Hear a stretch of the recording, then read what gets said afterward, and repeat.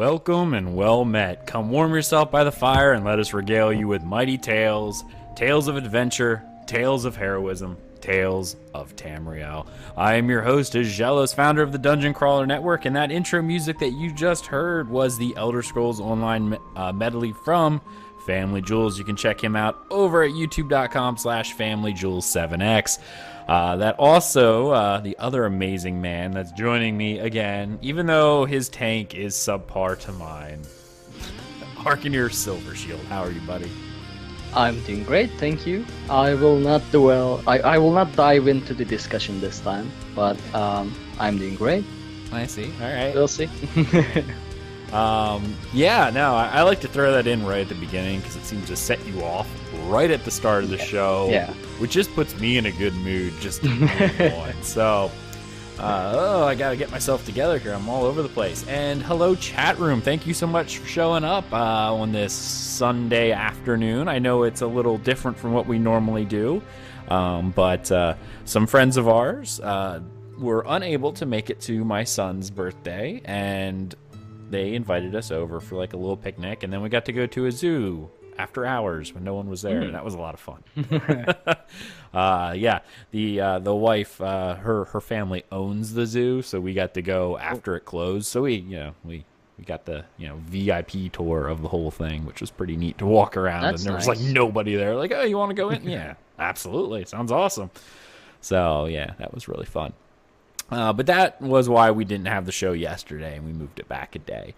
We were going to have the one, the only Miss Blood-Eye herself, but unfortunately, she's at work right now, so she's probably listening to this when it comes out on iTunes and Google Play, and she's cursing us because she's like, if only it would have been on Saturday, I could have been there. But if you enjoy listening to this show on iTunes and Google Play, consider leaving us a review. Those help other people find us and know that we are a real podcast, and sometimes we say things of note. Not often, but sometimes. Let's go ahead and just jump right into what this show is all about, which is Tales of Tamriel. We're going to talk about what we have done in-game in the realm of Nirn this week. But before, Arkhaniir, I know you said you didn't have a whole lot, right? Like, you've been busy? Yep. Okay. That is true. That's okay. And I did some pledges and stuff like that, but nothing really happened that, can be considered as tales, I guess. Well, I almost deconstructed a 100k staff, so that was something. But other than that, nothing really happened. Something I feel like ZeniMax should do. I know it's like preventing people from being stupid, right? But anytime you have like a legendary item, for instance, like if it's legendary, they should prompt you multiple times before it's like, delete. Are you sure you want to delete this? And yes. Listen, this was at least 8 tempers to do this. Are you sure you want to delete this? So here's the thing. The staff is blue. So I usually, I never check woodworking items. I just deconstruct them straight away. But, this time, the 6 digits on the Tamriel Trade Center price check just caught my eye, thankfully. So I even posted it on Discord. Does this say 100k, or am I seeing things? What staff was it? The War Maiden Lightning Staff, sharpened, I think. Sharpened War Maiden. Okay. Yep. Wow. It adds like 300 something spell damage to the magic abilities, so I guess that's why it's expensive. Oh, yeah. I don't know the Magicka builds much, so I don't know. But it says 100k, so who cares? Money, right? And one of the reasons why you're probably going to need money is something we're going to talk about when we get to the news section. So I'm pretty excited about that. But yeah, that's pretty much it from me. So what pledges did you run? I didn't even do the pledges. I did the running World dungeons? Boss dailies. Yeah. Oh, okay. No, just the World Boss dailies. In Vardenfell. In Vardenfell, Hrothgar, and Gold Coast. My little Nord's upstairs yet again, so I apologize to everybody, but he's angry. His mom must be doing something that he wants, and he's trying to blow her apart with the Thume. So, unfortunately, but no, it's okay. So if you hear that, he is literally battling Mommy Dragon right now and trying to rip her soul out with the Thuum. That's the story I'm sticking with. All right. So you just are those dailies actually worthwhile? I mean, do you get anything good out of them? For two things. I mean, the fact that I'm still not maxed out on champion points, it gives quite a good, experience points. So I get some champion points out of it. Also, every now and then it drops like a Thieves Guild, like Dark Brotherhood motif, or I dropped the Moraktong swords, but no one bought it yet. So all right, yeah, But yeah, if the motifs drop, that's some solid gold, I guess, if they sell. Other than that, it's for the champion points that I'm doing it right now. Okay, all right. Well, I've had a lot of time in ESO this past week, like probably more than I've had in the past month. So I have a lot of stuff actually to go over. First and foremost, probably the most important thing. Actually, I need to add something to my notes so I don't forget about it. Black. I know this makes for terrible radio, but I need to add it in, otherwise I would forget. Okay, that's good enough.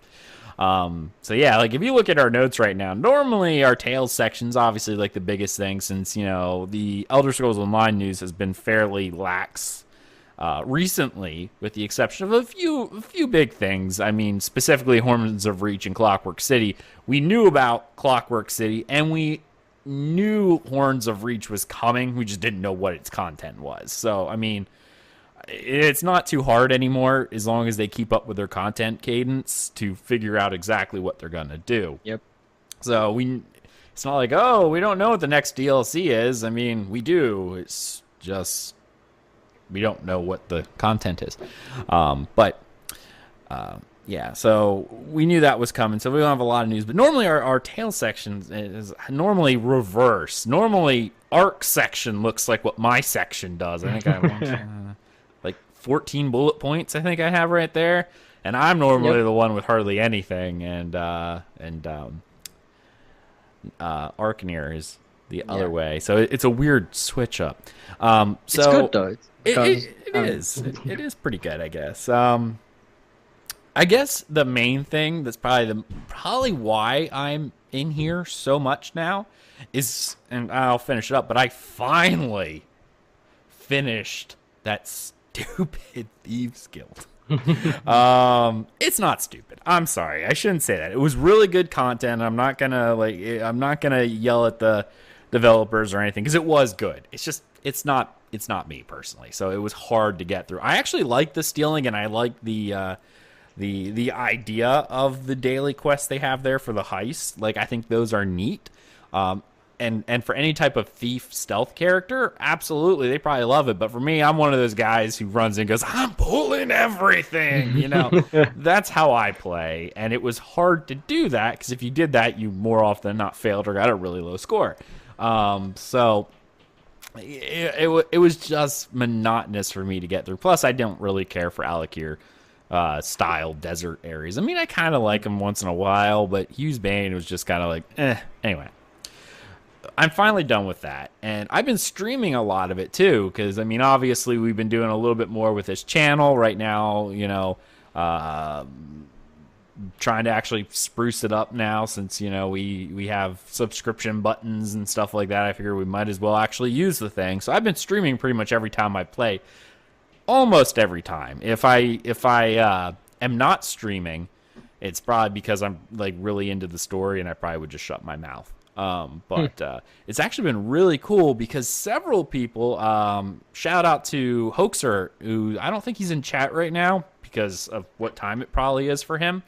But Hoaxer was always showing up. He's actually now in our Discord and talking with us in there. He's an awesome guy, and he's been on there, and we've been discussing lore nonstop whenever we're in chat. Like, he'll just throw out lore suggestions, and I just go, well, you know how I am with lore in Elder Scrolls. So. One time I decided to watch your stream. It was spoiler fest for. I just quit. You just quit? I'm sorry. Yeah. Well, what did I spoil? It was about the Oblivion's Shivering Isle Oh, expansion, which I surprisingly haven't played yet. okay. Oh, the idea of the Grey March. Okay, yeah. I don't know. I just as soon as you started mentioning it, I just exit. I don't know. Okay. Yeah, no, I won't go too much. And Yeah. yeah. Well, actually, it's not really a spoilerific because I won't go too crazy into it. But the question was asked. He asked me, "Who do I think is?" Or I think I asked the question, "Who is the most powerful Daedric prince?" And I bet you won't get what it was. Do you know who it is, Ark? The most powerful Daedric prince. Powerful in terms of what? Like in terms Just of raw war? power. Just like, Raw power? if you were going one-on-one against the guy, who would win or who has the most ability for, whatever. Feels like, I want to say Dagon, just because Nope. he's the Prince of Distraction and stuff. Yep. Nope. But I expect that it's not Dagon, It's but not. I still want to say Dagon. Well, So no. who is it? It's actually Sheogorath. Or more specifically, Gigalad, who he was before, the Daedric Prince of Order. The reason why he is Sheogorath is because he was so powerful, the other Daedric princes actually were scared of him and cursed him to be the complete opposite of what he was. He was the Daedric Prince of Order, and now he's the Daedric Prince of Madness. But That I didn't know. Yeah. That I didn't. Yeah. So check out Shivering Isles on Oblivion if you're interested in finding more out about that. But yes, he was actually the most powerful Daedric prince in existence. So much so, all the rest of them were terrified and therefore banded together and cursed him to I remove still his power. think Sheogorath is still one of the most powerful Daedric princes, just because. Oh, he probably I is, but answered. he's insane I answered now. Dagon. Yeah, I answered Dagon just because you said raw power, and Well, if they went in an arm wrestle, like Dagon would win. But I still assume Sheogorath would do some crazy stuff, and he probably would, only because now Sheogorath is insane. If it was Gigalad, it would be different. I guess. Yeah. I don't know much about it yet, so I don't know. You're the one who's like, Oblivion's amazing, and I'm like, Oblivion sucks. It is, but the problem is, I didn't have Shivering Isles back when I played Oblivion, and then I played Oblivion with the same character for like 2 years straight. So starting over now feels like death, I got you. Yeah. All right. Well, all right. So continue back to Tales. That was just a little fun thing. So if you're interested, whenever I'm streaming ESO, come on in, ask me lore questions, because I will more likely than not just go on lore tangents. And I even talk about, like, while I'm doing quests and stuff, the lore around what I'm doing. So those have always been a lot of fun.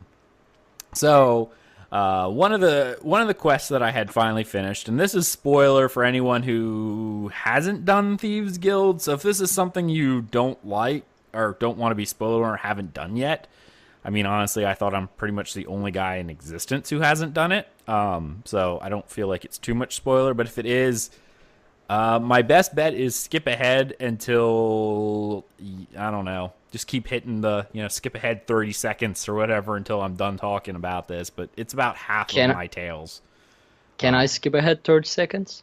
You've done it. Because when you say you are probably the only one in existence that haven't done it, you disregard me. I guess. I'm still like at the third quest or something like that. But it doesn't matter. Like, I'm not that into Thieves Guild, so I don't care about the spoilers.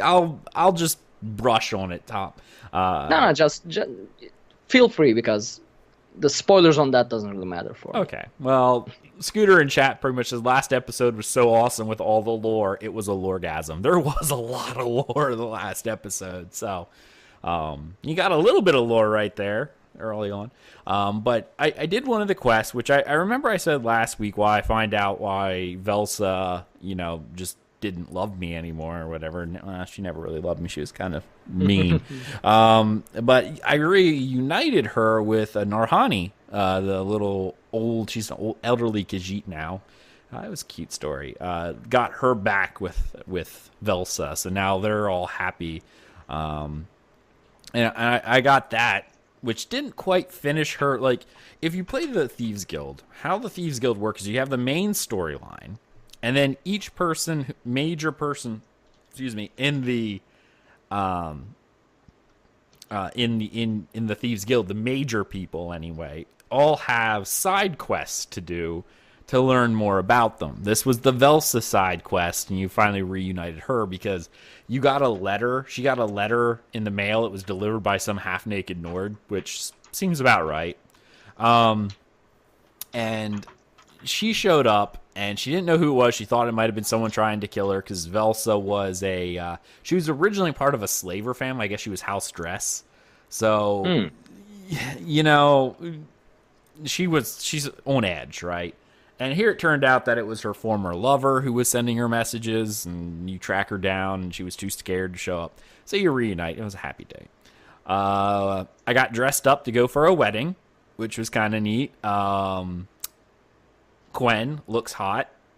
I probably would have preferred to see, like, Velsa in a dress, but, you know, Quen was all right.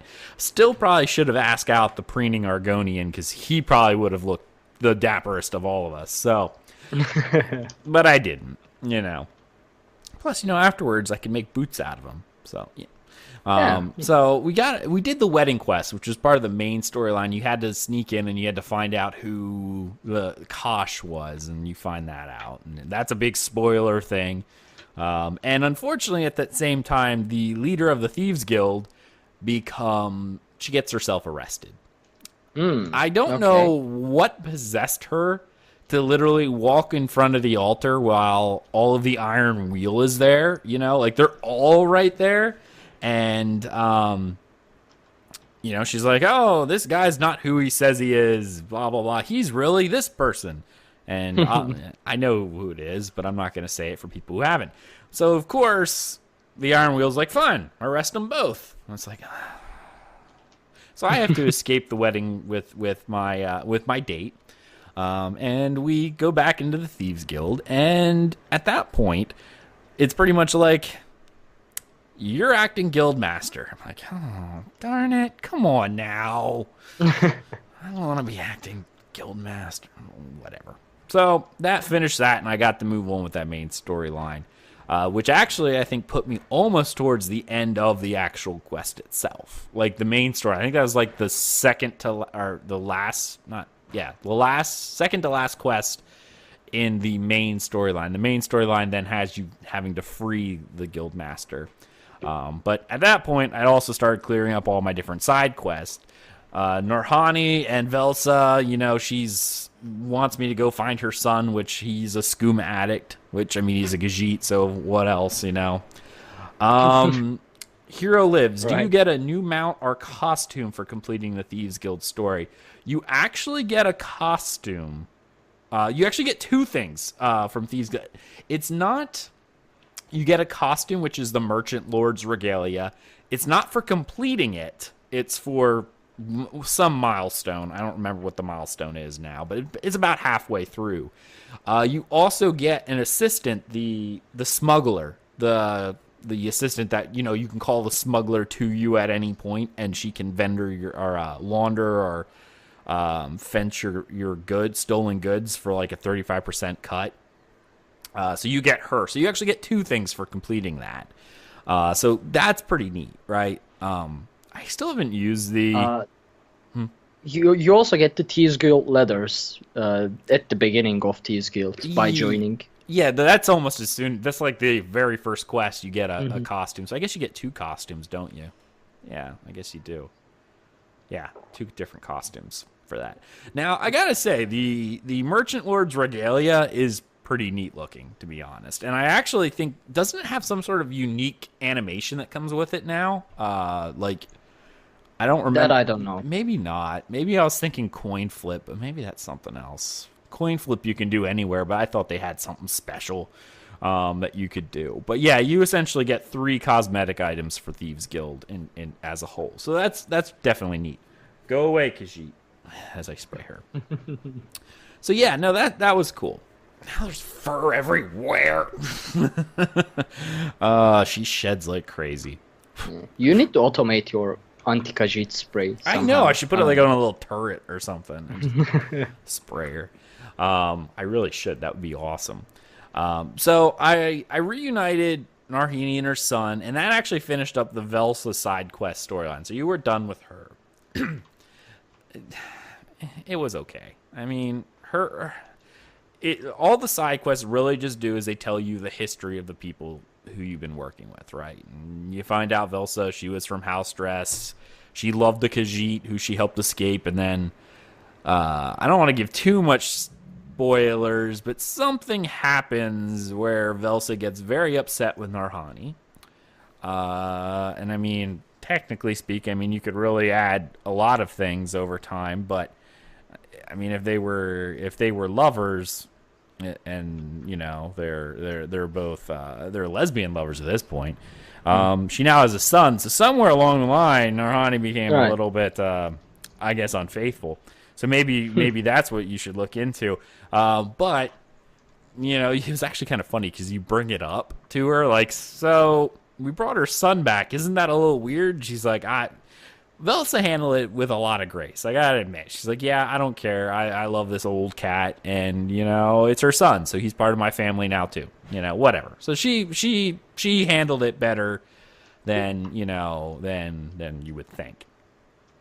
So then I finished up Walk Softly side quest. Walk Softly is the dapper Argonian I was talking about.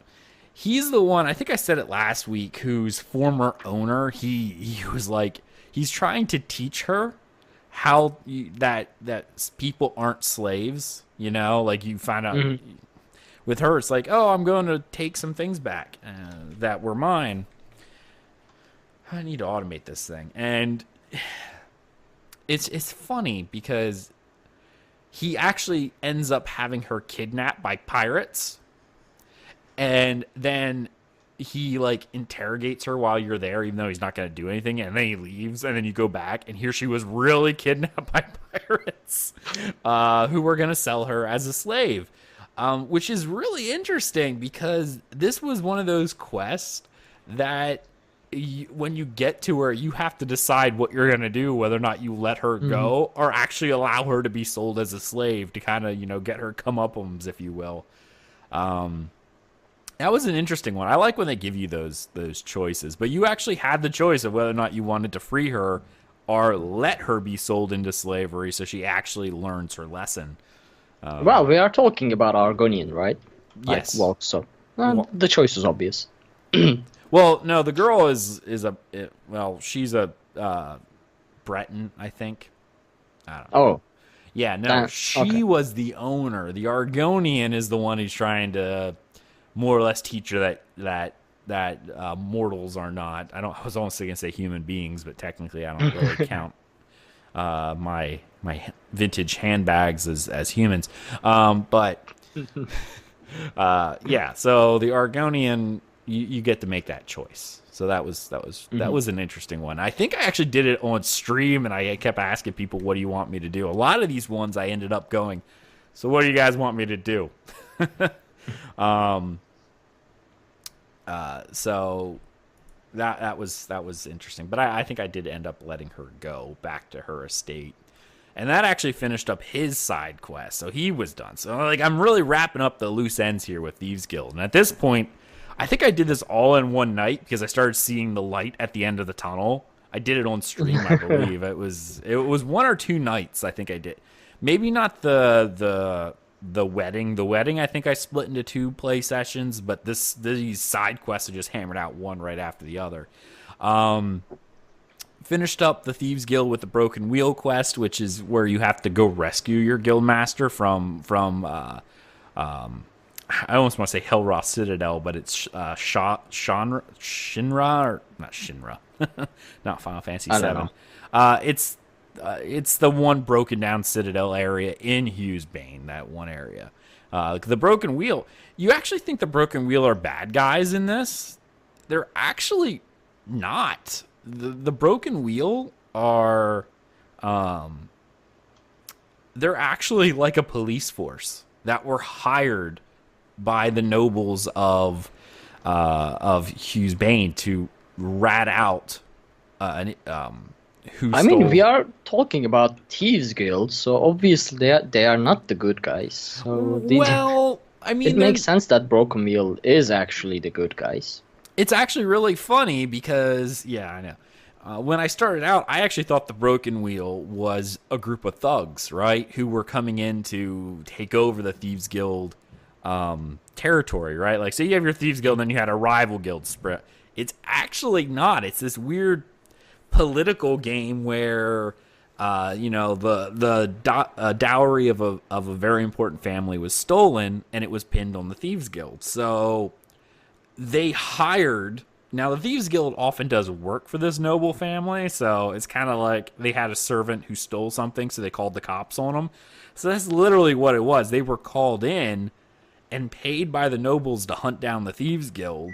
But by the end of the quest, she's like, I got my stuff back now. You've kind of cleared your name. I'll lead you into the prison so you can free your guild master, because we know she's not bad now, right? I got what I wanted. The Broken Wheel's leaving, and they're heading back to Tanith, and, I don't really need it anymore. So it's funny. They were actually a police force, not actually like when I first started playing as a thug or a mob type thing, which was neat. And again, on stream, you actually run into the guy who's Kosh, even though it's not his name. But I don't want to give away too much story. And you're actually given the choice after you free her, right? That finishes up the Thieves Guild. Like, the Thieves Guild's done, but you still haven't finished all the quest in there because you still have the guild leader's storyline to finish up, right? Like, you finished up everyone else's side story. Well, there's a history between Kosh, who was the guy who was the main antagonist, and the Thieves Guild, and you have to go hunt him down. Remember when, Ark, I think you and I did this when they first announced housing. We jumped on stream together and we went around the areas where houses were available. Yep. And one of the houses we weren't sure about. Remember in Deshawn, there is, to the far east in Deshawn, there's that one manor, essentially, that's off in the east. The island-like thing. Yes. Like in the water, yeah. Yeah, because right. we couldn't really tell if it was a house or what it was going to be. That's actually where the final quest of Thieves Guild rounds up. That makes sense. Because Kosh, while whatever you choose to do, he gets sent off with the Broken Wheel because someone has to take the fall, right? Like, the Broken Wheel, you free your guild master, but someone has to pay for the crimes. And so, you pin it on Kosh. Well, the boat goes down on the way to Tanith, and he disappears. They presume him dead, but your guild leader doesn't think he's dead. Well, he's not dead. And you find him, and he swears up and down that he's found a new life. He's not the bad guy anymore. He even married some high elf, which, again, I'm kind of scratching. No. Yeah, I know.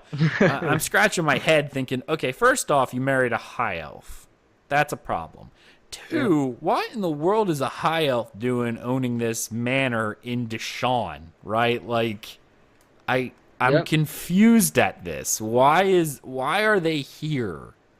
And maybe there's a manor somewhere in depending on what faction you are. Now, again, I'm Ebonheart Pack, so they sent me there. So maybe there's a house in, if you start Thieves Guild somewhere else, maybe with one Tamriel it doesn't matter anymore. I don't know. Thieves Guild came out before one Tamriel, didn't it? I feel like it did. I feel like it did. Maybe it didn't. I don't know. I can't remember now. It's been a while. Regardless, those are my two questions. But you find him, and you're actually given a choice on what you want to do. Because the leader's like, I have history. You're an impartial third party. I want you to deal with him. And whatever that means, right? So you're actually given the choice when you meet him of either telling him never show his face in Hughesbane again or kill him. And I left it up to the stream. And the stream was very bloodthirsty that night because it was like the Emperor, like he's holding his thumb out in the air, like, what are we doing? And everyone's screaming, kill him, kill him. I'm like, all right. He got the downvote and he got killed. So I'd probably say the same too, because he married an Altmer. Yeah, that alone is worthy of death. Yes, I agree. So that was about half of what I did this week. About half. So I ended up, and that finished all the quests in Hughesbane, and I'm finally out of Thieves Guild. Now, that leaves 2 more DLCs for me to finish before I can move on to Morrowind, Dark Brotherhood, and Orsinium. I left that up to a vote to the stream because we had quite a few people in stream. I said, so what am I going to do? Orsinium or Dark Brotherhood? And the stream voted for Orsinium. So I started Orsinium now. And I've been running around. I've actually been loving Orsinium because it's very Skyrim-esque. You know, that northern area that I like. I mean, I like orcs too. They're pretty cool. But it's that snowy tundra type area that I just like. So I've been loving Orsinium. It's probably the best release zone. I mean, as a DLC, best zone. Honestly, I think it's probably one of the best zones, period. I mean, I haven't done all the main storyline, but in terms of design, like the way it's designed, I love it because it's got your snowy area off to the north and the east. It's got this more of a Falkreath type feeling, like this tundra forest as you get down towards the bottom, the southwest, and then the middle is kind of like Whiterun-ish, where it's this. I don't want to say barren tundra, but it is. There's smaller trees. It's a lot of long grasses and stuff like that. So you got a wide range of biomes in this one zone, and they're all biomes that I really enjoy personally. So I've been loving this, and of course there are tons of. I'm trying to draw a blank here. Tons of Dwemer ruins everywhere, and I just love that too. So, I've started that, and I did a few quests, like the first quest where your cart's broken. I literally went to Davin's Watch to start it, and I talked to the Orsinium person who takes you on the cart, and I took the cart and wound up there and met a really cute Bosmer. I can't remember the name. Yeah, I can't remember her name either, but I mean, she's not Little Leaf from Craglorn, but Little Leaf turned out to be insane, so I mean, yeah, it is what it is. So Orsinium starts, and I do the intro. I wind up in the city. I meet the Forge Wives, and then again, we ran into all these Trinimac worshippers, and I'm sitting here scratching my head going, huh? Wait a minute. And yeah, so there's this whole Trinimac cult going on, which I then sprung into another lore rant about Trinimac and how he became Malakath and all that fun stuff. So she sends me off to go find King Korog, which I'm like, fine, I'll go do. And along the way, I'm hitting up all the different delves. Like, I hit up all the delves that I've never finished, even though I've done them a million times. I just refused to kill the last boss kind of deal. Picked up the quest. And while I started heading east, or west, I'm doing it on foot. And somehow or another, I kind of end up towards the middle of the map, and I run into Narcissus Dren. I can't remember where. It's almost directly in the center of the map, but there's an orc village where the Draugr are showing up, and they're like attacking the village, and it's because they've been stirred out of their crypt. Why there are Draugr and Nords in this area? I mean, it is kind of Nords are awesome, but so you're going in there, and this Narcissus Dren character, he's a Dunmer. And it's funny because when you meet him, he has 2 followers. And Scooter in chat goes, Ag streams are great, even if he lore rants more than he plays. It actually is true. I hardly play the game. I'm just talking about lore almost all the time. In fact, I'd assume it's great because he lore rants more than he plays. I mean, considering that he thinks that his 6-player build is actually good for tanking, his gameplay probably sucks. So that's why I covered up with lore. No one notices. So yeah, I'm running across him, and he has 2 followers who are helping him out. Apparently, he writes books, and he's some sort of hero. There's a Nord follower who worships him like he's the second coming of Jesus, right? Like he's he's the best. And then you have an Imperial who's like, yeah, she's like, yeah, didn't you read his books? He's great, apparently. Like she calls him out on his BS. But he's such a character because when you go in, the first place you find him is he's hiding in a sarcophagus.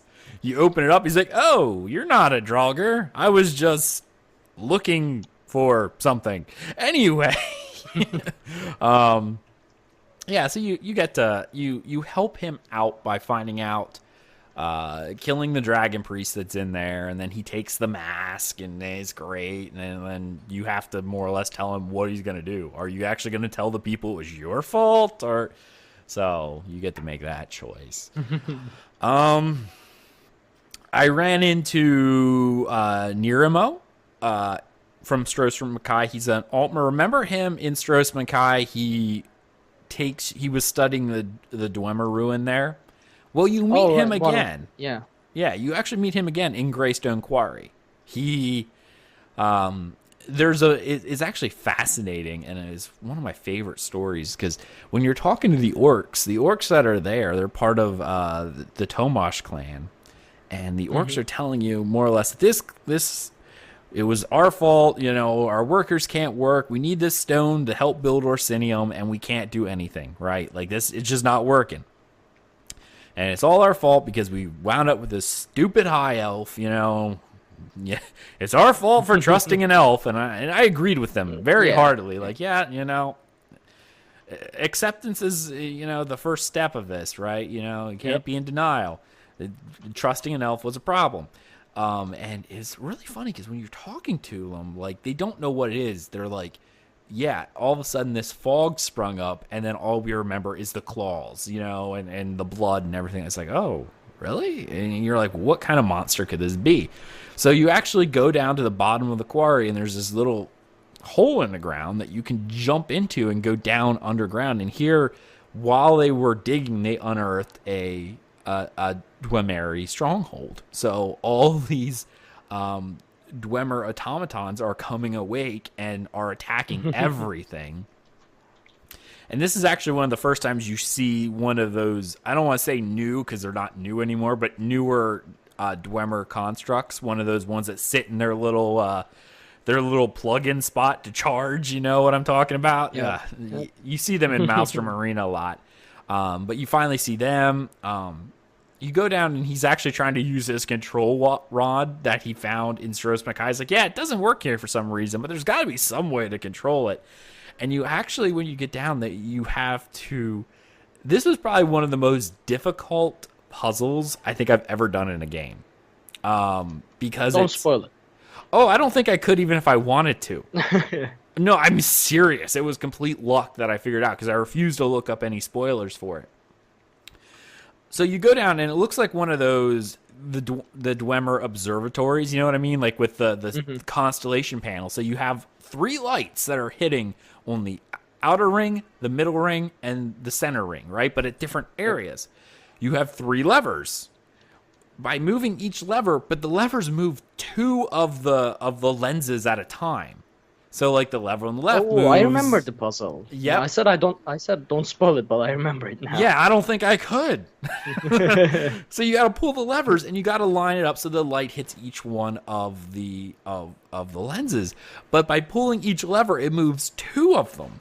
Like the one lever moves the outer ring and the middle ring. The middle one does the middle ring and the bottom ring, and then the last one does like the top ring and the bottom ring. So you're like, okay, so it's 4 to the left, and then 1 to the right. Like, I don't even know what I was, just kept moving. It hit a light, and you're like, oh, that's awesome. I got 1. And you go to move the other, and then it moves that one. You're like, darn it. So you have to line them up to get them in position that when you're moving the different levers, all the lights hit the lenses. It's actually, it's fun. But I think I got it only by luck. I probably sat on there for probably an hour trying to figure it out. Going, okay, these 2 move, that one moves. Okay. I actually broke the entire thing down into a clock. And I'm like, okay, so they move 1 hour at a time. So so I'm moving. Yeah, so I broke out math to do this. Yeah, I mean, the solution is very easy if you go into math. Like there's a formula to it, which I don't remember I don't know in English the name, but yeah, the math with the math it's quite easy. Yeah, but I love when in games the puzzles are actually hard, because in most of the Elder Scrolls Online puzzles are actually quite obvious, which is not fun. Even the single player games, it's like in Skyrim, it's like, okay, I gotta pull a lever. Let's see, there's 4 faces. Oh look, there's 4 broken tablets right below it. Maybe if I just roll them to that order. This was actually a tough puzzle, like it really was, and it was really awesome. Yeah, it's one of those puzzles that takes a lot of time unless you bring up pen and paper, which is always nice, which is always fun. Yes, yeah. If you're just doing trial and error, you'll be there forever. Yep. So then I made it to the Winterborn Hold area, and I met King Korog. But that's as far as I actually got. Like, because I picked up the quest there. I've been talking to everybody. But that's as far as I got in the storyline, and I did that last night. But I have done some other things as well. I told you I had a lot of stuff that I did today, because, I mean, we're almost at 50 minutes, and it's just me talking about Really? this. Wow. Yeah. Which I assume was why people are here, right? I mean, you're here to hear tales. That's kind of what the show's about, and that's what people seem to like the most of. So you're getting a lot of doses of this. So I ran Blackheart Haven with Blood Eye, aka Robot Dancer, and Mr. Pink from the Wings of Fate Guild.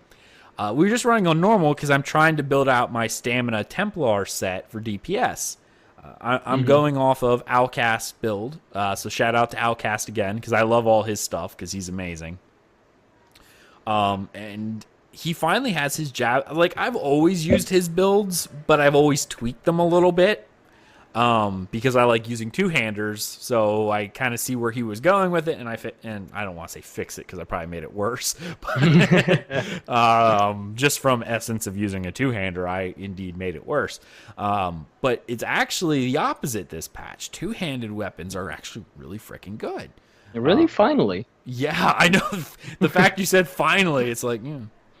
And I mean, two-handed weapons have always, I shouldn't say always have been. They've actually got a lot better, but so many times it was so hard to give up that extra set bonus that people just were like, nah, forget it. But with the changes with Morrowind, especially with how resource regeneration is now, it's not as big of a deal. Or I guess the set bonus he has just works out that two-handed is awesome. Plus, there's some really like, the other reason why was stamina couldn't keep up with the Magicka. AoE damage of Magicka.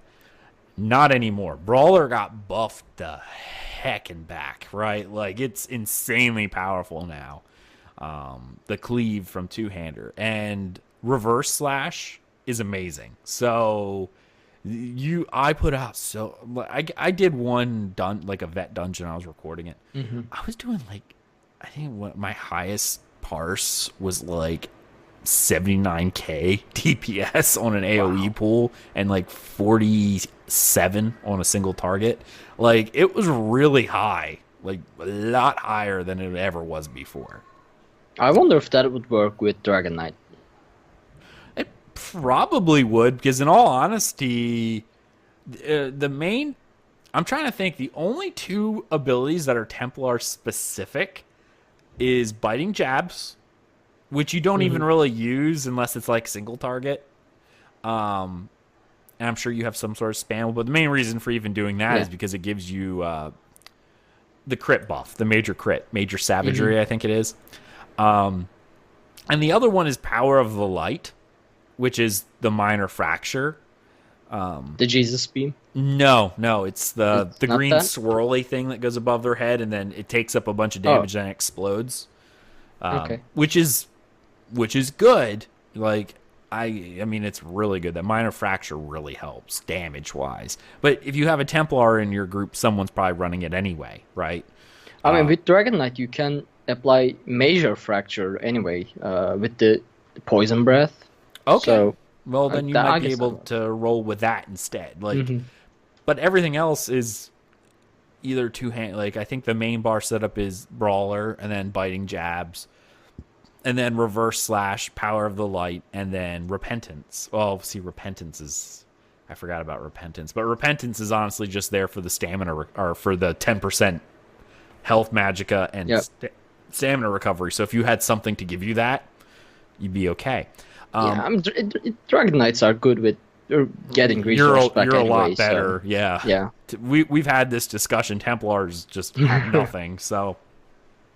Or at least nothing that they can do themselves. Like, their spears are like the best thing in the world for stamina, but you can't use your own spear, so it's support. You can't use your own. But the essence of this is it's a master weapon, and the only reason why it's a master or a master weapon is because it gives you an extra 180 some weapon power, right? That's the only reason why you're using it. But the rest of the set is 5 twice-bitten snake, because that poison proc is pretty awesome. That drops from Sanctum Ophidia.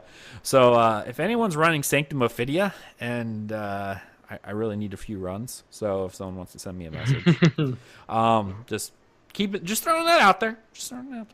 I was asking around, but no one was running Sanctum Ophidia, and everyone's running Halls of Fabrication. But I could use some Sanctum Ophidia. Maybe a week where it's the weekly or something. I might get some runs.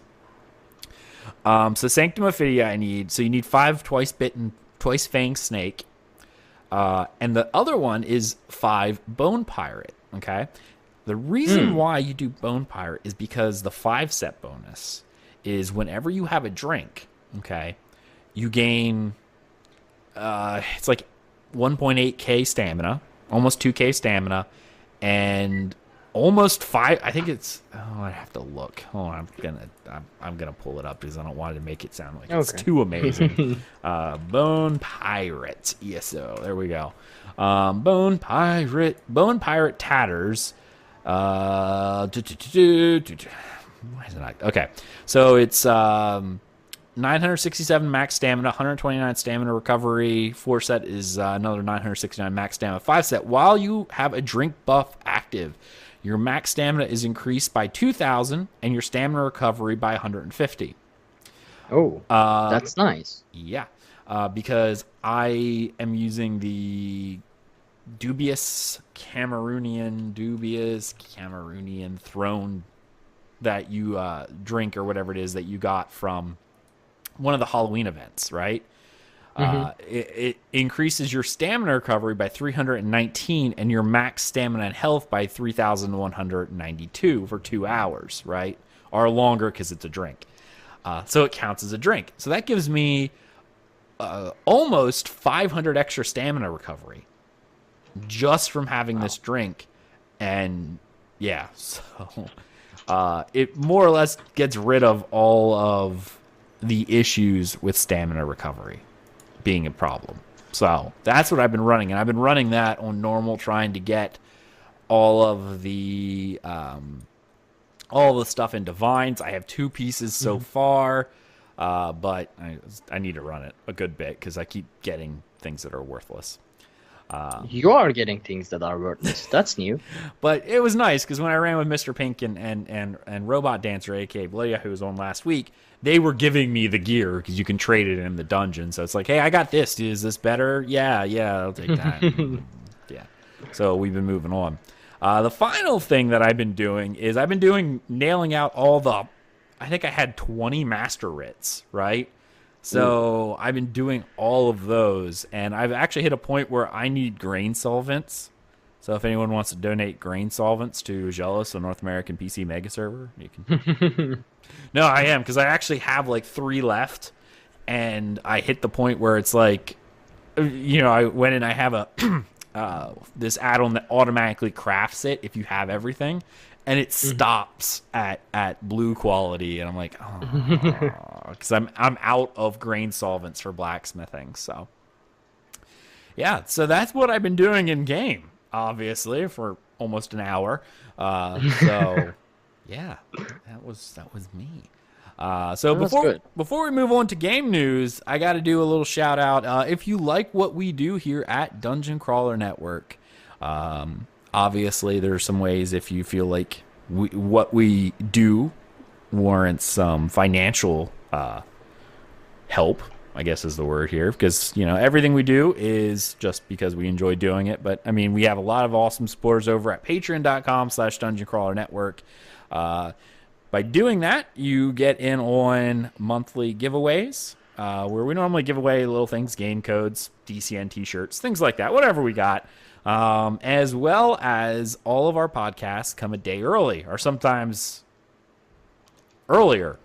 I think because I pre-recorded our Ashes of Creation podcast for like 3 weeks out, they've got all the episodes 3 weeks early. So you have that. So you can check that out. Patreon.com/Dungeon Crawler Network. We appreciate all the support. You can also give us support non-monetarily by leaving us an iTunes review. We haven't had one of those in a long time. You don't necessarily have to write anything. Leaving us a review just in stars helps people know that we are a podcast. So we really appreciate that. All right. Now that that's out of the way, we're going to move on to the game news. The major thing that hit, because we only really have one thing to talk about this week, but it was interesting because it showed up on ESO Live as well. The Horns of the Reach update and update 15 preview. They came on and they previewed what we're going to be getting. Now, this is going to be another dungeon pack similar to what we've seen before with both Shadows of the Hist. And wasn't there one more? Didn't we get another one? No. Nope. Shadows of the Hist was the only one. Why am I thinking Cradle of Shadows and... Oh, wait, no, that is Shadows of the Hist. Those are the dungeons in Shadows of the Hist. Right. Cradle of Shadows and Ruins of Mazatun. Yeah. As soon as I said it, I'm like, well, didn't we get another one? Because the Cradle of Shadows was so different than Runes of... Like, as soon as I said, didn't Cradle of Shadows... And then, and the other one was Runes of... Oh, yeah. Okay, makes sense. So that's essentially what we're getting. So it's going to have a base game update and 2 new dungeons. So the first thing that they showed off, all right, well, I guess we'll talk about the 2 that they've added. The first one is called Bloodroot Forge, okay, an ancient, long-forgotten forge that was recently discovered by the Reachmen and their Minotaur allies. The forge is rumored to have been created by the Daedric prince Hircine and can create weapons of unbelievable power. When exploring this new dungeon, you will navigate through heavy vegetation and deep lava-filled corridors to reach the heart of the forge and put a stop to Gurog Bullblood's plan. So, that was the first dungeon. Now, we didn't actually get to see this one because on ESO Live, they did a poll the day before going, hey, which of the 2 new dungeons would you like us to do a developer walkthrough? Well, Bloodroot Forge got like no votes, and Falkreath Hold got like everything because everyone wanted to see Falkreath Hold. So, more or less, the second dungeon being Falkreath Hold, a township under siege. So, hordes of Reachmen as well as their Minotaur allies are attacking Falkreath Hold. Okay. So that there will both be normal and veteran modes for these dungeons, including veteran hard mode trials for the last boss, and we'll have new item sets and new monster sets and achievements. One of the things you can get is a new skin, which they showed off in the live stream, the Reachman skin, or for whatever, for completing these dungeons.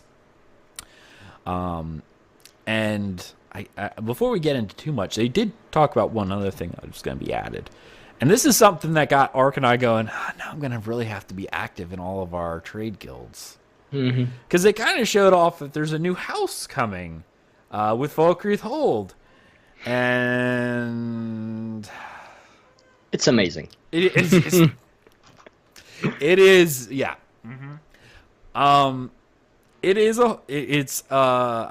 They said the name of it, but I don't remember the name of it. Pretty much what you need to know is it's either going to be a large or a manor house. Given the fact that when you walk in through a barrow, like it has a large courtyard, it has to be a huge, maybe not a manor. I don't really know. but it's going to be large or manor. And by completing Falkreath Hold on normal, you unlock the ability to purchase it. I'm sure it'll probably be available for crowns as well, but it does have a gold cost, which I was very happy about. With that said, from what I've seen of it, again, I think it goes live. Well, when you're listening to this podcast tomorrow morning, excuse me, on Monday or whenever this goes live, which I guess is the 10th, it'll be on the PTS and we'll be able to explore it. Now, Ark, did you actually watch the ESO live? I didn't watch it all because I didn't want to see the entire Falkreath Hold dungeon. Okay. So I did skips, but overall I've seen the overall thing. Okay. Well, if you're interested in seeing the preview of the house, I think I put it in our Discord. So if you head over to dungeoncrawlnetwork.com, there's a link on the top that says Discord. Thank you, Deadpool, for the follow. Deadpool X44 for the follow. See, I have my little follow stuff here, so I see it now, which is pretty awesome. I caught it this time too. Yeah, you see it? Yeah. Pretty awesome. Yeah, I finally got all those Twitch notifications working. So if you go to 32 minutes on their stream, so if you go to their Twitch stream, find their ESO live, 32 minutes it starts. They walk you through it. If you go to Riften and go into the Mages Guild, that is essentially the layout of the house. So it's that big open center floor, and then it has that big staircase in the center that you go up to the top, that top ring. And I'm assuming there's going to be some sort of maybe a basement to it. So probably. The thing that I have here is I don't know if it'll be a manor size. And I see July Ugalela. Sorry, I pronounced that. They follow us too. Thank you. Appreciate the follows, guys. That definitely helps. Yeah, I don't know. I don't know. Like, if it'll be considered a manor, because that feels a little small to me. Like, I should actually probably run into the game and look at it. I think it'll be a manor because, it's like if you look at the Ebonheart Chateau, it's not that big either in terms of inner space. I guess it's like the same layout of other Dunmary houses. Yeah, but there's three levels to it. There's the basement level. And then there's that center area where you have and then you have an upstairs too. Yeah, but there were layers to the house in Falkreath as well as that very big courtyard. The courtyard, but see, the Hunding's house has a big courtyard too, and that counts as a large. The reason why I say that is because if you look, I want you to go look at two different houses in game if you're in ESO right now. First is the Mages Guild in Riften. And both of these are in Riften, by the way, because it's Nordic style, which I really love. But you have the Mages Guild in Riften. And Ark, I actually encourage you to do this as well, so you can see. I'm teleporting right now. Oh, are you? All right, so look at the Mages Guild in Riften, okay, and then go up to the Companions Hold at the north part, like that first town that you go to, like when you come in from why am I drawing a blank? Shorestone. Yeah, Shorestone area. Yes, thank you. East March. Yeah, from East March going down, there's the Companions Hall up the top. There's also one more that I'm feeling. Drudge18, thank you for the follow. I appreciate it. There's also one that I want to say is it is the keep right as you would go into Stone Falls. The connection, that Fort Vivec or whatever it is down there. There's also a keep there I want you to look at because it's that same large house style, but there's more rooms. You have that little entry area, right, that you can go into, and it has a small little room at the start. Then you walk in, and there's this little staircase that goes up. But then there's this big open area, and then there's side rooms and stuff like that. And then if you go behind, there's rooms in the back. I was always thinking that would be the Nordic manor house but maybe I'm wrong. I feel like that. Justin Lloyd, thank you so much for the follow. Man, we're getting lots of follows today. I think people just like seeing their little notifications, and I like it too. So if you're watching the podcast on our YouTube page, youtube.com/Dungeon Crawler Network, give us a follow over there as well to see all of our past episodes. You'll be able to see this. If you're listening to the podcast, well, you don't get to see it. Just know it's happening. Yep. So yeah, I'm excited for the house. Like that's pretty much the thing I'm like most excited about, because I started planning out again how I want to redo my my big manor in Daggerfall, and then someone told me this was coming out, and then I went scrape all the paper, throw away. Okay, planning new. Now I got to figure out how to get all this money. I wonder if you can get a refund for that Daggerfall castle. I doubt it. I'm still trying to get a refund for all the DLC I bought with crowns. I would be like, can I just get my crowns back, please? Thank you. Yeah. I still think it'll be a manor, just because of how big the area is, rather than just a house. But also the fact that it sees the whole Falkreath whole dungeon from the area that it has. So it feels like it'll be a manor. That view is pretty sick too. Oh, I yeah, like that view. I wish you could see the fighting, like not just the static image of the town, but the actual fighting.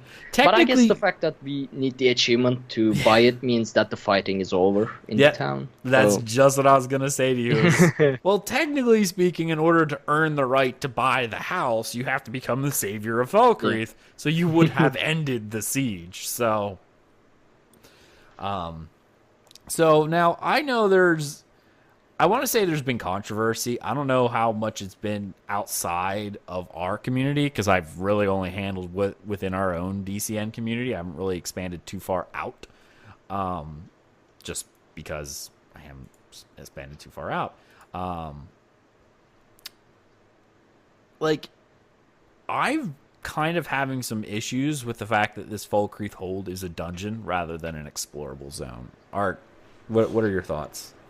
I'm not, I won't say I'm having issues. I'm just upset that it's a dungeon. But earlier today, it occurred to me that this is one of the Skyrim. Like, Falkreath Hold is a part of Skyrim, which is a part of Ebonheart Pact.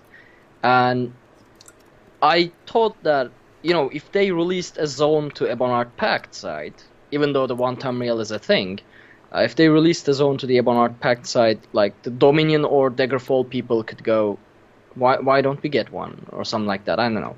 So maybe that's one reason they just went with the dungeon. Because I looked at the dungeon and they very well could have made that into a zone. Because it's big enough and there's so much detail into the placement of the walls, the cities and everything like that. So it's not like they just didn't want to work on it. So there has to be a reason that they decided to make it a dungeon rather than a zone. What that reason is, I don't have any guess for that, but yeah. I don't know. It feels like there is a reason beyond just making it a dungeon. I don't mind the story. I want to be able to explore Falkreath, right? Just walk around Falkreath, because that was one of my favorite zones in Skyrim. I mean, and if the only way I can walk around Falkreath is to do the dungeon, I don't know. It's a different mindset. I can't just explore at that rate. It's different, I guess, is the best way I can describe it. I guess it doesn't necessarily mean they won't at some point reveal the zone as a whole, but now it's lower on the priority, right? The idea of finally getting a fully unified Skyrim like we had, so we can actually see Skyrim. And I know people are like, oh, Skyrim fanboy. I actually like Morrowind better, and they released all of Vardenfell with the exception of the Red Mountain. It's just Skyrim. I played Nords since Morrowind. I love the idea of Skyrim as a province. So I want to see all of Skyrim as a province. I don't necessarily care if it was in Sky or in the Elder Scrolls V or not. I like Skyrim. And if this is a dungeon I don't ever get to see Falkreath Hold as something more, it'd be a little bit upset. Hoaxer in chat. Hey, I gave a shout out to you earlier, buddy. What if the house is whole of Falkreath and you become the Jarl? Oh, I wish. Well, I mean, they're gonna have to give you a title, like, because when you buy the why am I drawing a blank on the name of it? Daggerfall Overlook? Yes, the Daggerfall Overlook. You get the title of Lord. Maybe you'll get the Wow. title of Jarl. And actually, you get different titles for each one. I don't remember what the other two are, but you get similar nobility titles for owning the Serenity Falls in Aldmari Dominion and the Ebonheart Chateau in Ebonheart Pact. So if this is indeed a manor size, it will probably come with a title, and Jarl might be something that's pretty cool. Yep. I would like it. One thing that I just thought of why it might be as a dungeon instead of a zone. Okay. So they did mention that Falkreath just got destroyed and rebuilt over the years many, many times, right? Yeah. So we don't really know how Falkreath would look like, or there aren't any specific things in Falkreath that they can just put there with the story behind. Like, if they are going to put the Whiterun, what was I can't remember the companion's whole name, but it's there, like for yeah, very I know long what time you're it has talking been about. there. Yeah. So they can just put there. Or Riften has been there for many, many years, and it doesn't matter if they just rebuild it in Second Era and whatnot. But with Falkreath, it being destroyed many, many times, there, how to, like, did you understand what I'm trying to say? I know what you're trying to say. Yeah. Just say it then, because I wasn't able to call it connected. Well, more or less, what I'm thinking you're going with is like you said, they made the excuse that that Falkreath has been rebuilt and destroyed many times because they tried to give an excuse for making it bigger than the 3 huts it was in Skyrim, because at that point in time it was supposed to be considered the low end of it, like it had fallen from what it once was as a thriving village now down to this little hamlet, which was backwater. So yeah, that's my assumption. So we might actually see the story advance further as the game goes on. Like, it doesn't mean like in 5 years we can't go. I say 5 years, but after a period of time, if we go back, that we get to see. Everyone gets a little treat. The little Nordling's here. Hey, little Nordling, say hi. Hi. Oh, he says hi. Yeah. Yeah. Can you practice your Thum? Hey, go. There you go. Yeah, go. Yeah. Oh, what do you want to play with? The spray bottle? All right. So this is my little Nordling, as everyone here can now see. He's now. Oh, he sprayed himself in the face, didn't you? Oh, your face is wet. Oh my goodness! Don't spray my monitor. Spray your face. Boop. Yeah. So the little Nord. Oh, they sprayed my face. The anti-Khajiit works well. Spray works well in Nords too. What? Are you seriously gonna spray me again? Wow, you're having way too much fun with this. So yeah, so those are the 2 dungeons now coming with this pack. The one other thing, Hoaxer in chat goes, he doesn't need English. Teach him Dova. Yeah, that's right. Yeah? Can I get a kiss before you go to bed? Thank you. Oh, he gave me a kiss. He's the best. All right, buddy. Daddy's gonna finish his show. Thank you. Wait, actually, wait a minute. Can you say bye? Say bye. Bye. Man. Bye. Bye. All right. Well, I lost my Khajiit spray because now he wants it. So sorry about that, podcasters. But if you get to watch this live, mark the time, and you get to see my son come on the stream. And now I have a wet face because he sprayed me with the thing. But yes. Definitely check it out. I think we're at an hour and 18 minutes or so, but when I edit this, it may change. Yep. So, I mean, I'm literally melting. He's cute as hell, says Hoaxer. He's definitely cuter than his daddy, but he got that all from Thays. So new PvP action is coming with this patch called a new map being added called Arcane University is coming to the regular Battlegrounds rotation. And I'm assuming, and I read it in here somewhere, this new Battleground also comes with a new game type called Chaos Ball. Yep. Now, did you read this, Ark? Do you know what that's about? Chaos Ball? Yeah. I read it, but I forgot. Okay, well, in Chaos Ball, you must capture and hold one of the balls for as long as you can. The longer you hold onto the ball, the more points you earn. However, while controlling this ball, whatever this ball may be, I'm assuming they're going to do some sort of lore-specific thing, like in Oblivion with the Daedric Stone that controlled the towers. Anyway. So while you're controlling the ball, it also is applying a healing and armor debuff that gradually deal damage to you and your entire party. Ooh. Like other type Battleground game types, Chaos Ball was designed to be fast-paced, frantic fun for 4v4v4. Yeah, which capture the flag doesn't work as intended. Does it not? So finally, there's going to be a base game update. Update 15 features a host of quality of life improvements for everybody, including the ability to cancel a research project midway, which I guess is okay. Yeah, that is needed. That is really needed. All right. Yeah, I mean, I don't have like most of the traits on European side or on North American side. I don't do research. Well, but every now and then. Because you can buy those advancement things. I mean, they're in the Crown store, which I wouldn't recommend buying. Yeah. But you can actually buy them with crafting writs. I think they're like 5 writs a piece. You can buy one of those things at advance a day, and you can actually sell them too. So that I didn't know. Yeah, like that's how far I'm like away from whole crafting thing.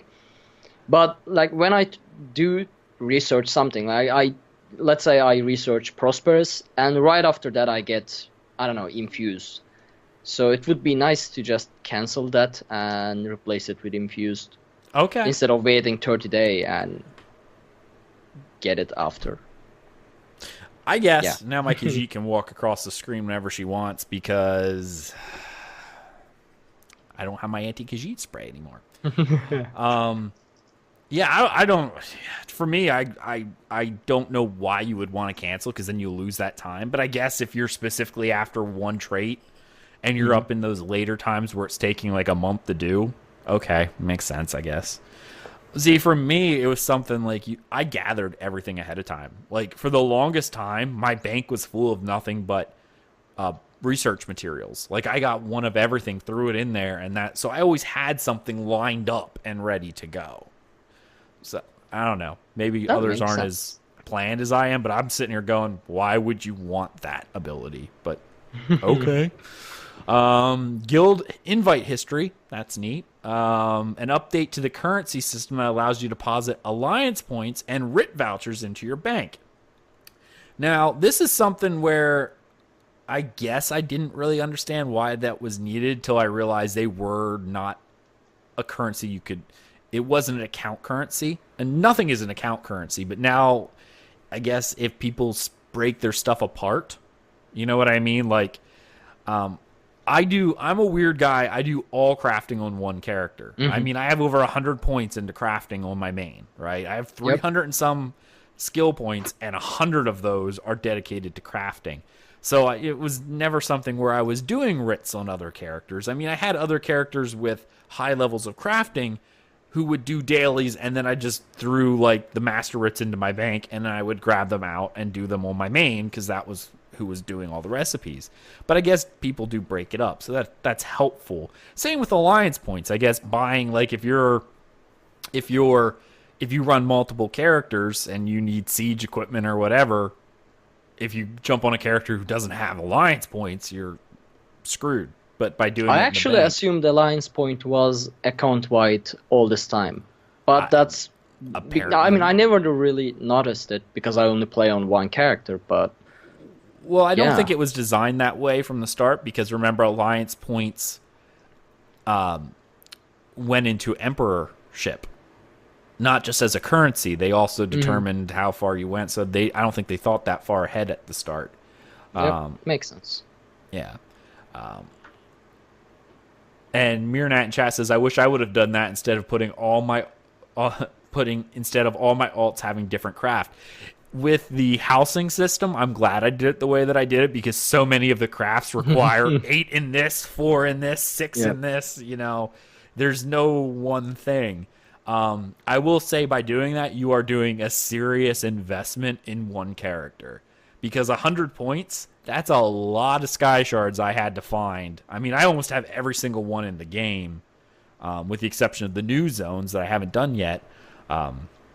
You have to do a lot of exploration. You're almost 100%ing the map in order to get all of that. It's not something where you're leveling a character and doing it in 15 hours, right, to get the level 50 and be max. You're doing all the storylines for all the skill point quest and everything. That's a completionist character. So they're doing that. We've also added customizable combat cues for abilities and attack telegraphs. So you'll now be able to display custom colors depending on what kind of attacks are going out, I'm assuming. So something along the lines of, I don't know, meteor, you could make it a blue telegraph or something, or cones are a different color, so you could see a conal attack versus a point blank area of effect. You can now assign different colors. Go ahead. What's the visual on what they mean by like a blue? When someone's casting an AoE and there's a big red circle in the ground? Yep. You can change that color. So okay. You can differentiate between abilities. That way, I don't know. I'll avoid this and won't. Yeah, like if there's a whole bunch of overlap, like, okay, so the boss puts down all these fire circles, you can leave them red, but now the boss is also doing a frontal cone. Well, sometimes that frontal cone got meshed in with the circles and you couldn't tell which was which. You can now change that frontal cone to being orange or blue or green or whatever. So that way you can differentiate, okay, by standing here, I'm getting hit by this circle and this. Okay. So it's not which I all just... probably won't touch. I might. I don't want my game to turn into a, I don't know, rainbow. Like, yeah. I mean, imagine your game having green circles, red circles, then pink circles, then some orange circles. That's too much. Too much. Yeah. Right. Take the reds like a champion. Yeah, I guess. So that was pretty much it. Horns of the Reach will come on PTS. I believe it's Monday. Which is July 10th. Didn't they say on during ESO Live that they don't have a date for it, for PTS date? I thought so, but they even mentioned Eloa because she asked for a date. Maybe they don't. Maybe they pushed it back, or maybe it was the release date, because the release date they say it's coming in August, but we don't know when in August. Oh, yeah, that might be it. I'm referring to, because they even say on here next week. This article is posted on the 6th, so next week is the 10th. Well, technically it's today. Yeah, it's gonna be next week. I would assume it'll be Monday when they normally take down the PTS. So leave your patchers open if you wanna play with it, because I know I'm going to, because I just want to go look at the house. So Ark, you and I probably have to get together and beat that dungeon so we can get the house.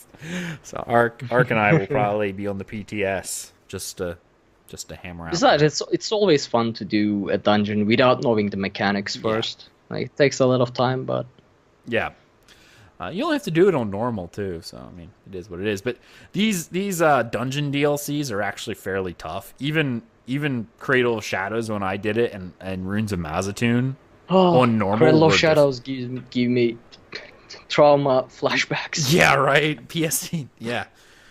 No, I hear you. Cradle of Shadows, even on normal, I was like, dang, this is difficult, which I liked. So that's pretty much it for our news, guys. We got to move on to our next section because you know what time it is. It's lore reading time. Oh, that's yeah. Right. It is. We're coming back to our 36 Lessons of Vivec, and we are here with Sermon 4. I gotta get my note together here. There we go. Hoaxer says, I'm kind of upset they mentioned nothing about Clockwork City, but again, free crates in 7 days. Oh, why are you doing that to me, man? Why are you doing that to me? Yes, so we are going to be talking about the 36 Lessons of Vivec and Sermon 4. So I'm going to go ahead and read this first, and then we'll look at it. Just a note, I read this one ahead of time, and this one's fairly straightforward, so don't expect too much out of this one. There's 36 of them, and some of them are just that. They're, they are what they are. So, 36 Lessons of Vivec, Sermon 4. The simulacrum of the Netchaman's wife, who carried the egg of Vivec within it, went back to looking for the lands of the Indorel. Along the journey, many more spirits came to see it and offer instructions to its son-daughter, the future glorious invisible warrior poet of Vardenfell, Vivec. The troop of spirits called the Lobbyist for Coincidence Guild appeared.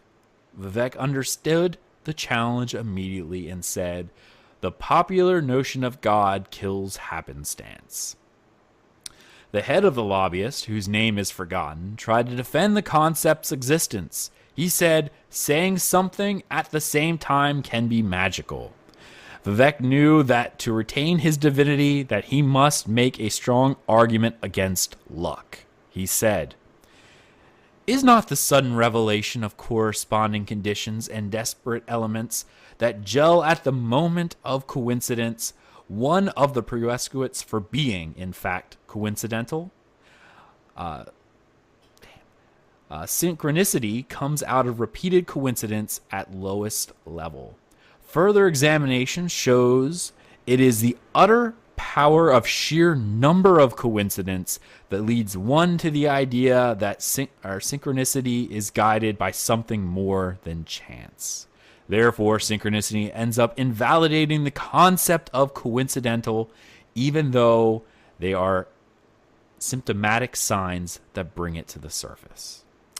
Thus, the coincidence destroyed in the land of the Velothi.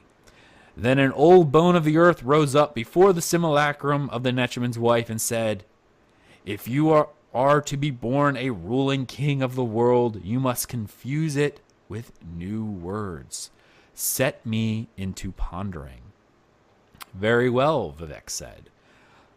Let me talk to you of a world which I share with mystery and love. Who is her capital? Have you taken a scenic route of her cameo? I have, lightly, in secret, missing candles because they're on the untrue side, and run my hand along the edge of shadow made from 103 divisions of warmth and left no proof. At this, the old bone folded into itself 20 times until it became akin to milk, which Vivec drank, becoming a ruling king of the world. Finally, the Chancellor of Exactitude appeared, and he was perfect to look upon from every angle. Vivec understood the challenge immediately and said, Certitude is a puzzle box logisticians and girls of white glamour who harbor it on their own time. I am a letter written in uncertainty. The Chancellor bowed his head and smiled 50 different and perfect ways all at once. He pulled the astrolabe from the universe from his robe and broke it in half, handing both halves to the egg image of Vivec. Vivec laughed and said, Yes, I know, the slave labor of the senses is selfish as polar ice and worsens when energies are spent on life others regard as fortunate. To be a ruling king, I will have to suffer much that cannot be suffered, and to weigh matters that no astrolabe or compass can measure. The ending of the words is Am Savi. Okay, that was backwards. That was all over the place, I'm telling you. Hold up the egg of Vivec. Yes, the egg of Vivec. You could almost think of the egg of Vivec as being Vivec in the fetal sac itself. But, I mean, that is what it is. So, the interesting part of this lesson is he jumps all over the place. The popular notion of God kills happenstance. The idea behind the lobbyist and this concept of existence that they have, trying to say things happen by coincidence and him trying to destroy. This is Vivec trying to place into the minds of the people that it is not a coincidence that he is the God King of the Dunmerry people. That it wasn't some random happenstance that led to the finding of the Heart of Lorkhan, which he doesn't necessarily admit exists, but he's kind of saying it to himself. Because remember, if one thing that Vivec is, he is a poet and he is a liar. What he says is not necessarily always the truth, but he's trying to say that there was no other way for the things to happen that happened. There was only one course, and from the beginning of time, he was born into divinity to be the God King, the warrior poet of the Dunmerry people. Maybe if Vivek wants to, implement an idea into people's minds, he should choose simpler words. Because it's 3:30 a.m. and I understood I don't know what's going on. Like that paragraph right after that the one that starts with is not the sudden revelation of corresponding what? Yes. I don't know. He's more or less saying that there's no the idea of coincidence just does not exist, that everything happens for a reason. And like you said, this idea of him trying to destroy the idea of what the head of the lobbyist, whose name is forgotten, tries to defend the concept's existence. Thus the coincidence destroyed in the land of the Velothi, that comes into the idea of even the Dunmerry people, that everything is preordained, essentially. The idea of fate comes into play a lot here. The second, the old bone of the earth rose up before the simulacrum. Now, the idea about the old bone, right?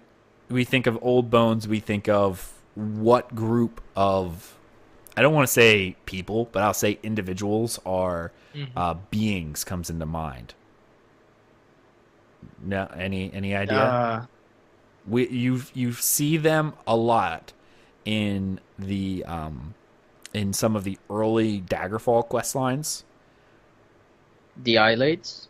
No, they're actually the progenitors, the spirits that came down, the Elmnafey, the wandering Elmnafey that became the Earthbones, that became what is known as Nirn, is the idea. So when you talk about the old bone, the first thing that comes into my mind was that one of these spirits was one of these wandering Elmnafey, one of these Earthbone spirits.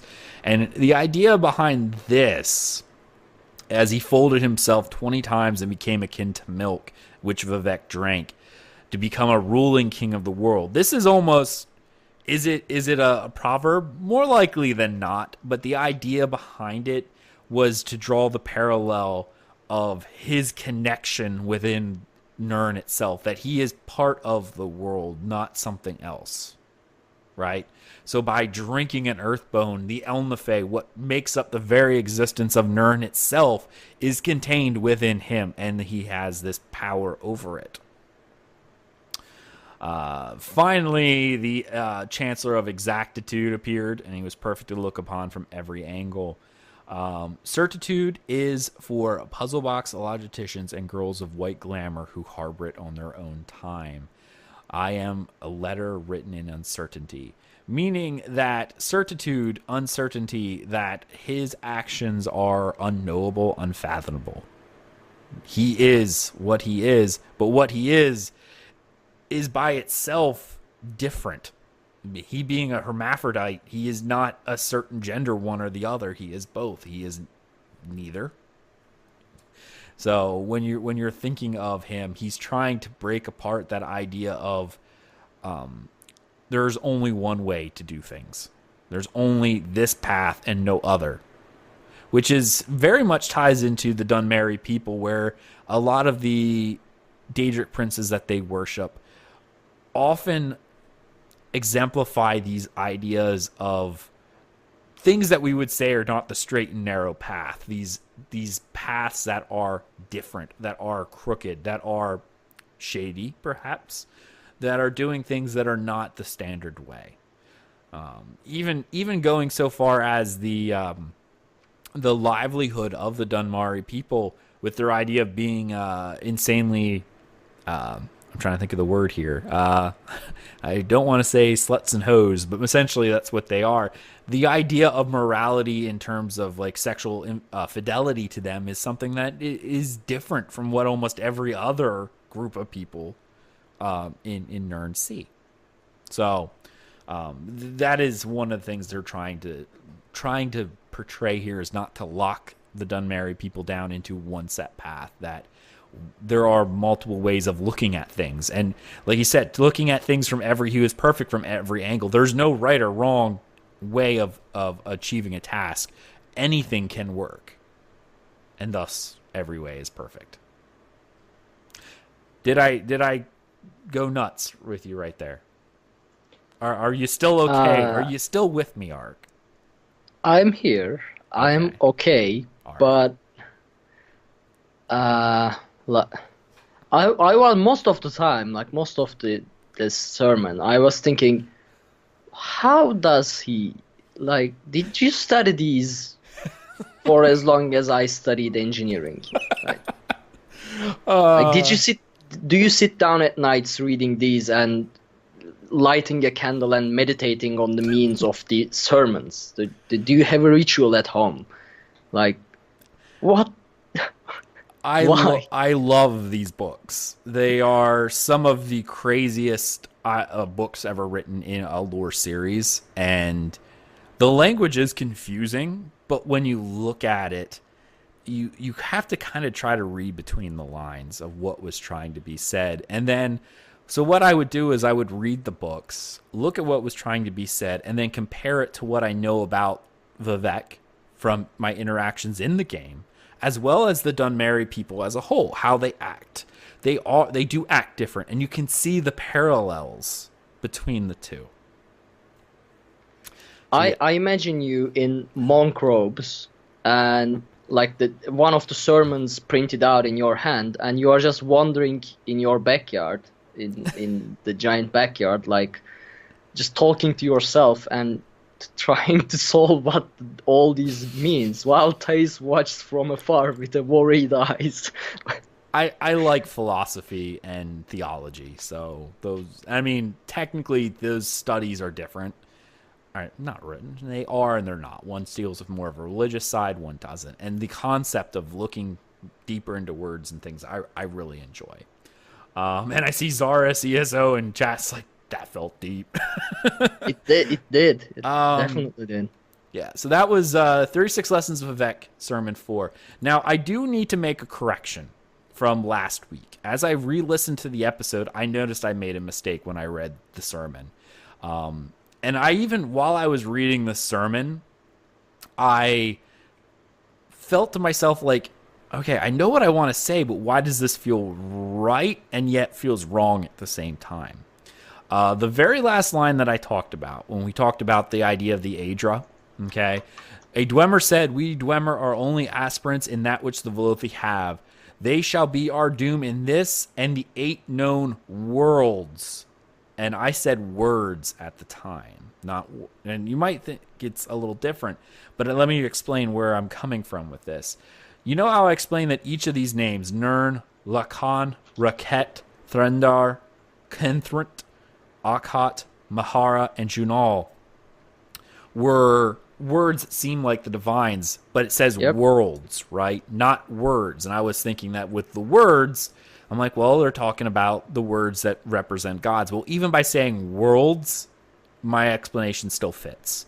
Because remember, the idea that the spheres, what we see as the planets, are actually the planes of the age, or these infinite planes of existence, these worlds, if you will, that the mortal mind comprehends spherical, because the human mind cannot, I don't want to say human, I want to say mortal mind can't comprehend the idea of an infinite space, so it makes it a circle.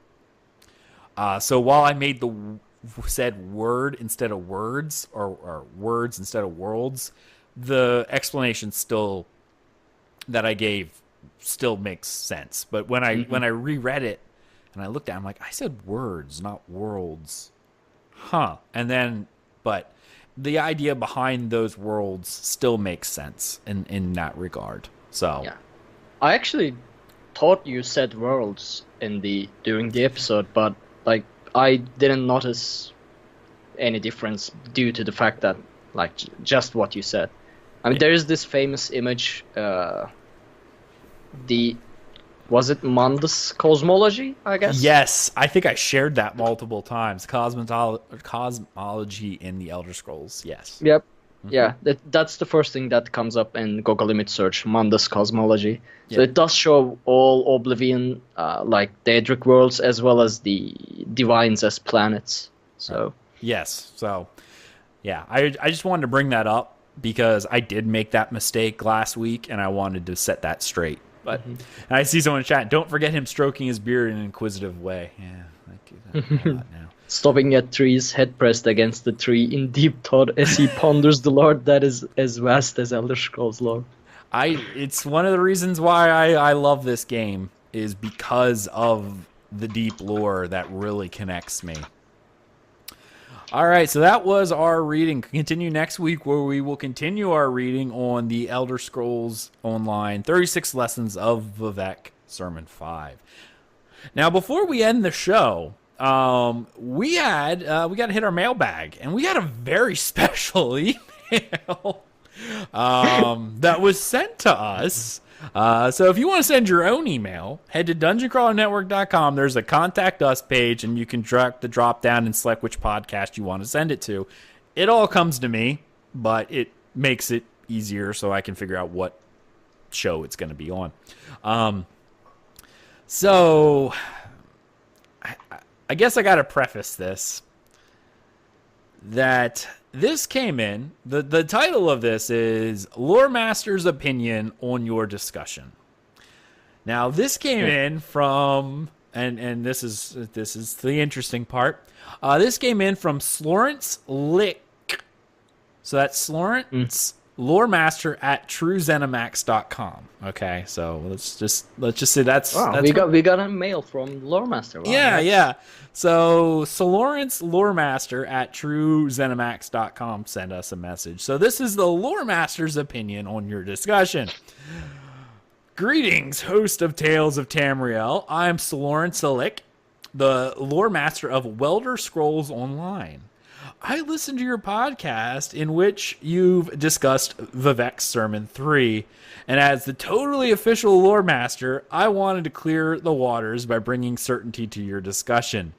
In the last episode, Arkhaniir and Gallisner altered the Sermon 3 in hopes of tricking you, which I applaud you for catching it, but they weren't entirely wrong.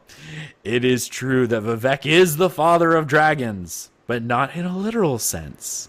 To understand it more clearly, we must go forward in time to the 4th era, when Alduin is banished in time. When Alduin is banished in time, with the use of the Welder Scroll, he is sent back in time rather than being banished outright. However, in contrary to general belief, he was sent back to the 2nd era, where dragons seemingly do not exist. Now you might wonder, why then don't we see Alduin or any other dragons in the 2nd era? That's because Alduin is held within Bardau, the moonlit that Vivec is holding over the city. The moonlit is in fact a shell, a prison for Alduin, which relates to the prison that it is in the Ministry of Truth, which I'll mention later. While Alduin is banished and sent back in time, it is created around him to contain it so he doesn't destroy the world in the 2nd era where he is sent back. This is where Vivec comes into play. Vivec, being the living god, senses what lies within Bardal, and that if it got free, it would destroy not only Vardenfell, but the world itself. Therefore, using his powers, he suspends the moonlit above the city containing Alduin within it, which is why he doesn't throw it elsewhere with his god powers, because if he did, Alduin would get free and destroy Vardenfell anyway. The reason this isn't mentioned anywhere is to keep this secret, and it is how it relates to the prison that is the Ministry of Truth. It is believed that the prison on Bardal is meant for people that are dangerous to the Tribunal Temple, but in fact they are selected few that know that Alduin's existence within the Moonlit and are given the duty of protecting it no matter what. It is not a coincidence that the Moonlit's drop and Alduin's return in both in the Fourth Era. The delay between the Moonlit's drop and Alduin's return, however, is caused by centuries of warding put by those who were stationed in the Moonlit by Vivec under the cover of being prisoners.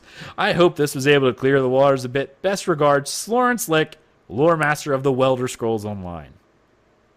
Wow. See, we weren't that wrong, see? Like, totally it's official. Master. Yeah. It's the totally official lore master. He can't be wrong. So dragons do exist in Second Era. Confirmed.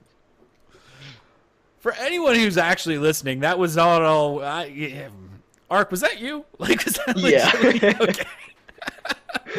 I wanted to feature it because apparently he went into a lot of effort to write all that and to spoof an email and doing all that, but I thought it was funny. So therefore we brought it in. So it's not a real email, but it was funny, so I wanted to read it because, yes. It does make sense, though. Yeah, okay. The right. Moonlit drops in Fourth Era, Alduin comebacks in Fourth Era. It's all lines up, if you think about it. If you didn't listen to the last week, Arkhaniir and one of our guild leaders in Wings of Fate and the Dungeon Crawler Network, Gallisner, tried to trick me by copying the book into our show notes. So you could just read it from there, and imprinted a couple lines, such as Father of Dragons, into the book, hoping that I would read it and not notice. But I did notice, and I skipped those parts. And so now it's an elaborate prank to send me an email from totally official Lore Master. Yes, so that came in. Yeah. This is definitely the last of it, though. Don't worry. No, absolutely, totally. Totally the last one we'll ever get. Yep. No more Second Era dragons. Totally official, totally officially confirmed dragons.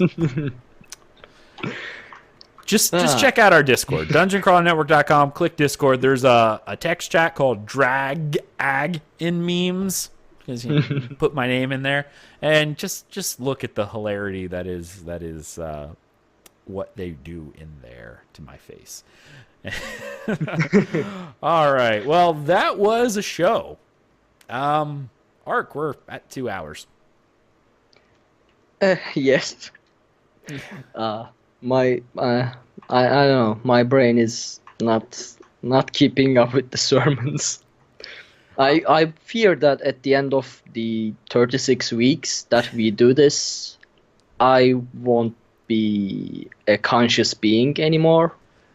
I feel like we might even have to go 37 weeks to do an overview, because there's apparently a Sermon 0, which was never in the game, but was before the game. So we might actually have to do 47 or 37 weeks to touch on this idea of a Sermon 0.